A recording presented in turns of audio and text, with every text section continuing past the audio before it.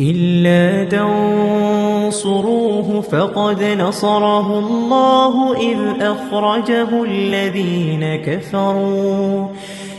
أخرجه الذين كفروا ثاني اثنين إذ هما في الغار إذ يقول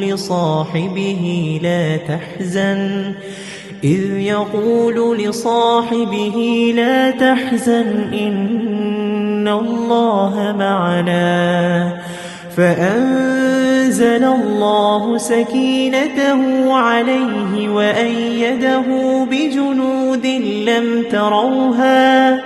بجنود لم تروها وجعل كلمة الذين كفروا السفلى